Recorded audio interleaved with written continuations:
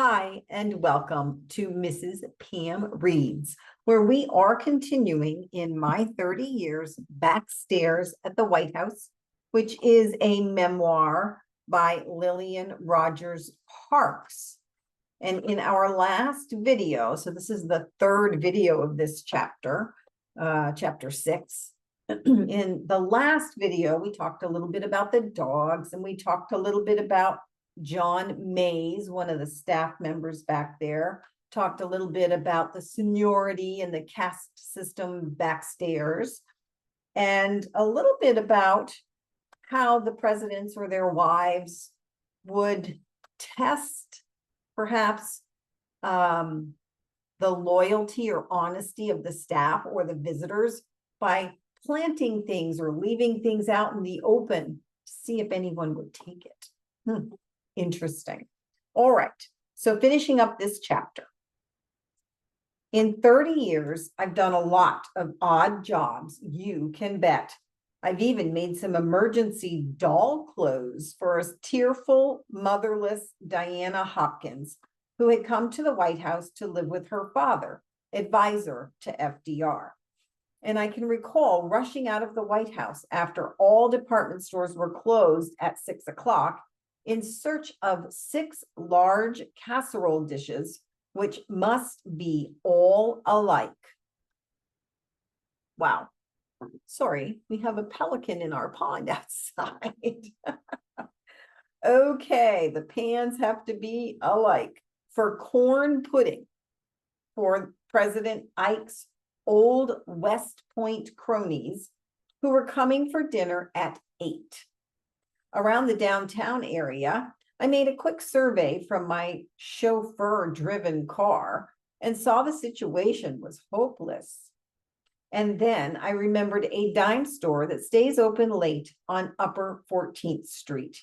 Into the dime store I went and found they had only 2 suitable casseroles. They might have more in the storeroom, but they didn't know. They acted as if I shouldn't need so many. Why? Oh my gosh. Why did I want them? Why did I want them? I'm sorry, I lost my place. This bird is just flying by the window. It's awesome. Okay. Why did I want them? They wanted to know. I didn't dare say I was shopping for the White House at the dime store. And I said I was having company in an hour, finally looking at me as if I were slightly demented and muttering that I couldn't possibly cook that much in an hour, and that I probably didn't know how many I could feed out of a casserole. One of the clerks shuffled back to see if there were 4 more casseroles. There were, and I felt pretty good as I bore them back in triumph to the White House. And then there was the time Queen Elizabeth, the Queen Mother, was coming, and no one could find the menu of the dinner she had been served when she had been a guest of the Roosevelts in 1939. It was important to have the menu so that the White House would not serve her the same things again. Mrs. Walker finally came to me as a last resort, since I had been there so long and was known to collect and save almost every type of souvenir. I think I have that menu at home, I said, but I'll have to dig around. I certainly hope you do, she said worriedly.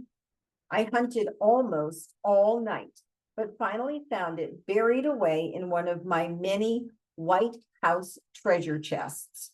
Probably when she reads this, Mrs. Eisenhower will learn for the first time why she was able to serve cream almond soup, Norfolk oysters, and roast Long Island duck with perfect assurance. She knew that back in 1939, the Queen ate calf's head soup, Maryland terrapin, which I think is turtle, and boned capon. Blech. And yes, I enjoyed my odd jobs around the White House and waited eagerly for my next one. One of the oddest, I think you will agree, was pleasing Madam Chiang Kai-shek in the much publicized matter of selecting her bed linen. I tell this story now because it is a part of history, and I want to set the record straight. Many erroneous accounts were written which said that Madame Chiang demanded silk sheets and blankets. She did not demand them. She brought her own. I was chosen to look after her in this matter for the 12 days of her visit. As a result, I still have a souvenir of her visit, a cuff from her bed jacket that she wanted cut off. My mother, who had been retired from the White House for 5 years, was brought back by Mrs. Roosevelt to serve Madame Chiang too. But to get back to the wife of the Generalissimo and her sheets, she wanted them attached to her woolen blankets in a certain way because she was allergic to wool. This job couldn't be done on a table.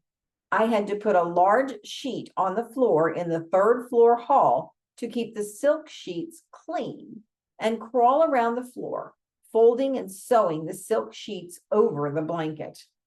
Maids, housemen, and butlers would trail past me as I worked, making funny comments under their breath, especially when I was working with a coverlet that had a huge black dragon embroidered on it.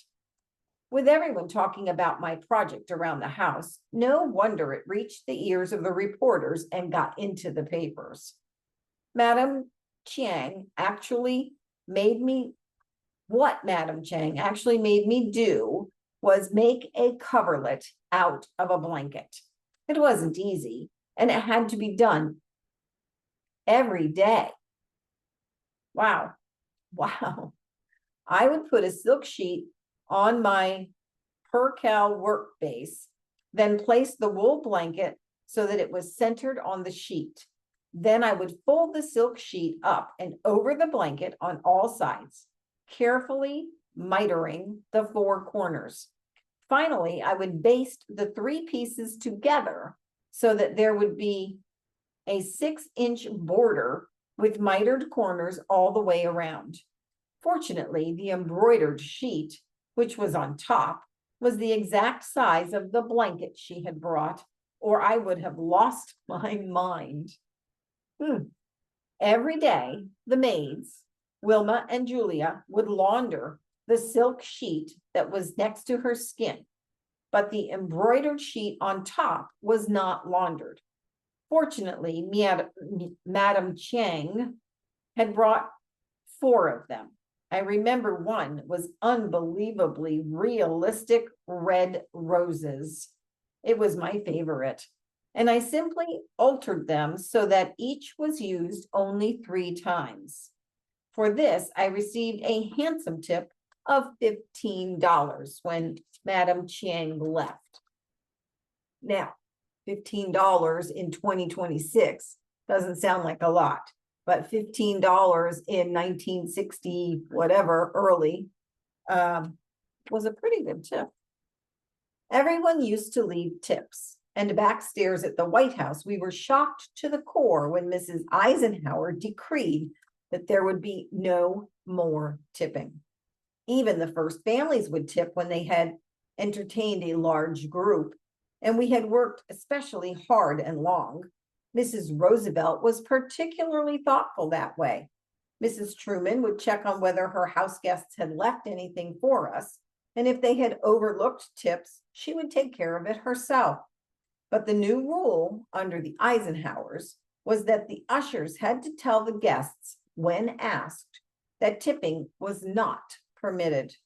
Many of the White House help had to do outside work evenings to afford the honor of working in the White House. When I left after 30 years, my take-home pay check every 2 weeks was $103.60. Before my mother died, I had to have nursing help for her and pay for it myself because her pension was only $111 a month. If I hadn't earned extra money sewing for the first ladies, I'd never have made ends meet. I know one kitchen worker at the White House who is widowed and supporting 2 children on about $48 a week before taxes. Losing the tips was hard for her and others like her. Many people think working at the White House is easy because the work is divided among so many people, and those who work there have soft prestige jobs. Let me tell you that more people have ruined their health under the grueling strain of working at the White House than you would believe. True, there is prestige and glamour in working at the executive mansion, and people I met were sometimes overawed to find I worked there. And true, it is a privilege and an honor to work with and for the most important couple in the world, and to see the inner workings of the most important household in the world. Nowhere do household help have to work with such split-second timing. A state dinner must go on no matter what. A reception begins precisely when scheduled, period. We are so regulated that we even adjust our expressions for various occasions. Even when a butler serves the family alone, he must pretend he hears nothing. The best joke, which he may be recording mentally to tell sometime, is received with a poker face.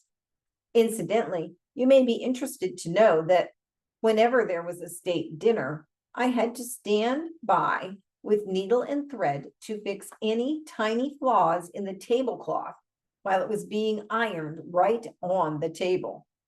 People are always surprised to hear that we would iron out the creases in the tablecloth while it was on the dining table. Sometimes a girl would be working on one end of the table ironing, and I would be mending at the other end of it.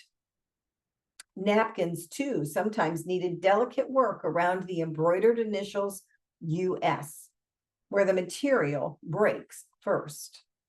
My mother worked so hard when helping Mrs. Hoover pack up to leave the White House that she blacked out. 2 valets ruined their health working for FDR, and his secretary, Miss Lehan, worked so hard that her health broke and she eventually died.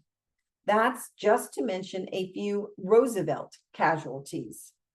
A cook retired on disability under Truman because of the strain of hard work. A houseman retired on disability under Eisenhower. I myself suffered a small heart attack right at the White House after struggling with 125 sheets and packing boxes of things scheduled to go to the Eisenhower farm at Gettysburg.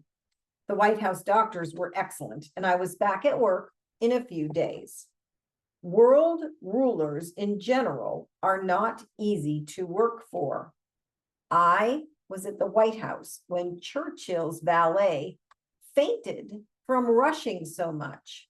No, working at the White House is not an easy way to make a living. I hope that Mrs. Kennedy will realize that and provide, as Mrs. Roosevelt did, a place where female help can lie down to rest if they feel badly. I hope that she will suggest now and then, as Mrs. Truman did, that someone quit working and rest a little. I hope that she will not ignore her household staff or stand over its members watching them work. I hope she will give them the feeling she has confidence in them. And I hope she'll remember to praise a job well done, as Mrs. Eisenhower did. Praise is still the greatest reward. I hope she will realize that her staff loves her. Yes, literally loves working for her and would do anything at all to please her and protect her. I hope she will return that love with faith. I won't be one of the 72 employees of the household staff, but I hope she will enjoy her 54-room family quarters and some of my touches, which she will find in almost every room. I won't be there, but I'll be thinking of her, and I'll be watching her and the White House, as usual, through the eye of my needle. That sounds like the end, doesn't it? But that's just the end of part 1. So we have part 2 to go. So let's see. Part 2 is titled Mama's Big 5. Mrs. Taft, the 2 Mrs. Wilsons, Mrs. Harding, and Mrs. Coolidge. And then we go on to chapter 7 in our next video.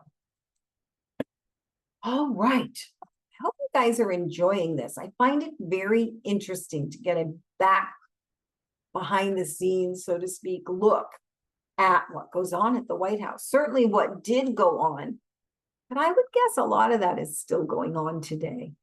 All right, you guys, I hope you have a wonderful day, and I will see you next time.